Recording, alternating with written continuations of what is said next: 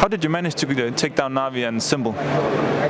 I mean, I think it's the first time in a very long time that I actually managed to beat them on LAN, so I'm really happy that we actually managed to do that. And as in how, I think it's like a combination of like different things and like circumstances. I know they are not like having the best circumstances to perform and to play. It's really rough on them as well. And on top of that, they're like trying around like different things with like their IGL and like, you know, different positions. So I think that's one of the reasons why we actually matter. I think if they are like, maybe like if we play this game tomorrow, they would just smash us to 0, right? But today it was our day and we played our hearts out, and I can say that we deserve this win. You have played Navi before many times. What was the biggest difference playing this Navi with Electronic as an IGL? I think they played way faster style, and I think it's like a double-edged sword, right?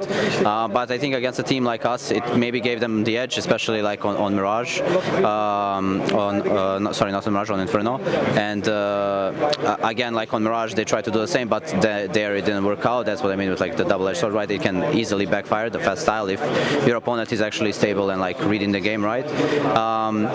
But like, yeah, the main difference was just the pace, right? And also like playing with the stand-in. I feel like today maybe Simple had an off day. I mean, yeah, like I don't think he played like really well on Ancient, like on the last map. But again, it's like maybe they didn't even get to practice his map, so it's hard to say. But overall, I would just say that like with the prep and the time that we had, I'm really proud of how my boys like behaved and how they played the game. You were close to dropping both the second and the last map, despite going up with big leads.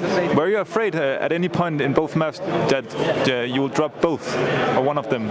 Honestly, I'm not gonna lie, it's happened to me before, right? Like I dropped big leads against Navi, and it's really tough. Like they are a team that at any moment they know what they need to do to bring themselves back in the game. They got like really skilled individuals who can always like multi-kill or clutch, or like, you know, basically they bring everything to the table. So against them, the game is not over till you get 16 rounds. Like you can never relax, not even for 1 second. And I think we did on both maps. We thought kind of when we got to like 14 or 15, we thought, yeah, we got this, like, you know, we won already. And then we stopped like full try hard, you know, giving 100% to win the round, and instead like we threw some rounds which enabled them to get the comeback. But I'm really glad that we kept our composure and we actually had the playbook to back up, you know, like in case things did go wrong, we had a couple of pocket strats that we kept just for that scenario, and actually it worked out perfectly.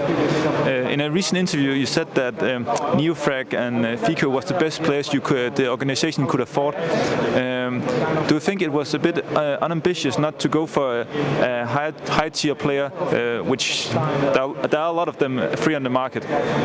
Basically, we try to get like to clarify it, right? Maybe it sounds like a bit bad as it is on interview, but basically we tried to get YEKINDAR. His buyout was like somewhere around 1 million, so it was a no-go. We tried to get JKS. He was not interested in joining us, and then from the others, basically I think Neofrag and Fico were the best choice from the other available players. Like we played practice with a couple of others as well, and we just thought that Neofrag and Fico were like our best choices, and like they were not cheap. We still like, you know, pay the buyouts that was needed to be paid, right? But at the end, like I know a lot of like people and, you know, like analysts, whoever, like speculated that maybe we can get YEKINDAR, maybe JKS, but like that was kind of like the point of what I said, is like we couldn't afford YEKINDAR, and JKS was pretty much not interested in joining us. Now you have one Navi. How do you see your debut match? Not the debut match, but the debut match here with FQ and Neofrag? It was definitely a great game, and I think they both showed why we picked them up in this roster. Like they both have the potential to be really great players. I hope they feel comfortable playing their roles, because like they played the exact same roles as they did in the previous team. So we're trying to make them as comfortable as possible and give them like as many resources as we can to actually get them to perform as they did today.